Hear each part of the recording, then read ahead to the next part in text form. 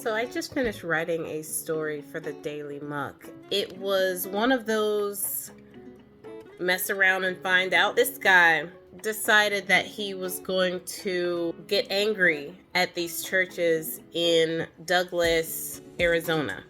Douglas, Arizona is a border town. It's a small town and it has what they call a church square, which has 4 different types of churches all in this one intersection. It's believed to be the only one in America that's like this. And it has an Episcopal church, a Presbyterian church, a Southern Baptist church, and it has a Methodist church. The Episcopal church and the Presbyterian church, they allow LGBT and women to be in leadership roles. So these 2 churches allow for LGBT members to hold leadership positions in the church, and they also allow women. This guy did not want women to be in a leadership role. This guy did not want people from the LGBT community to be in leadership roles. These churches also host Alcohol Anonymous meetings, and then they also serve as a shelter for undocumented asylum seekers. This guy ain't like none of that. He decided that he was going to burn down the churches. This so-called Christian, MAGA of course, decided that because he doesn't like something, that they shouldn't be doing it, and he took it upon himself to burn down the churches. The F around and find out moment for this guy was that he wore super recognizable clothing. He didn't check to see that there were no cameras.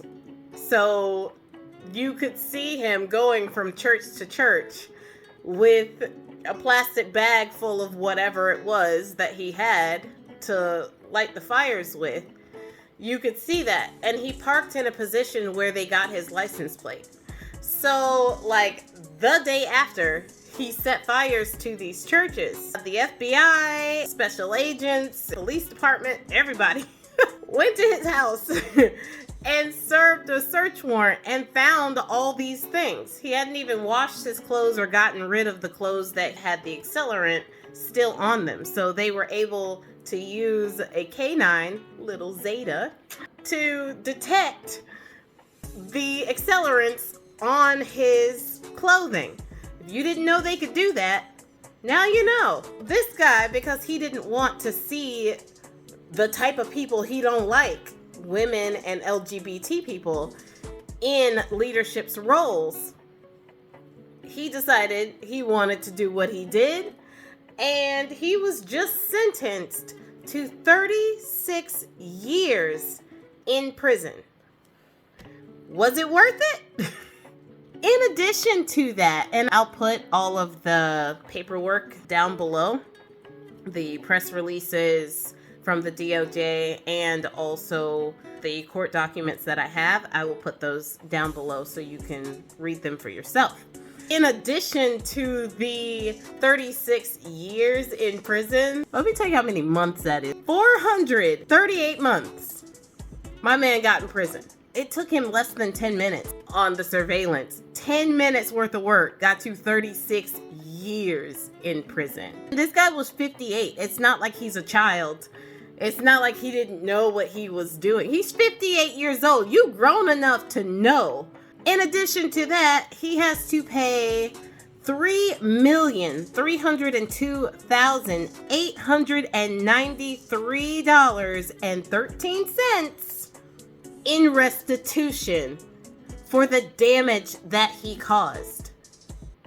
10 minutes of a bad decision because you didn't like something that someone else was doing that had nothing to do with you. He was not a member of either one of these churches.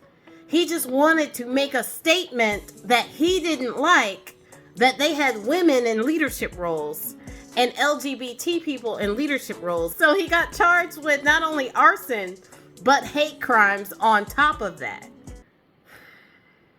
It is not okay to destroy property and hurt people just because you don't like something that they are doing that has absolutely nothing to do with you. Go about your life. Women in leadership roles does not affect the food you put on your table. It's not a life or death situation for someone. I feel like that should go without saying.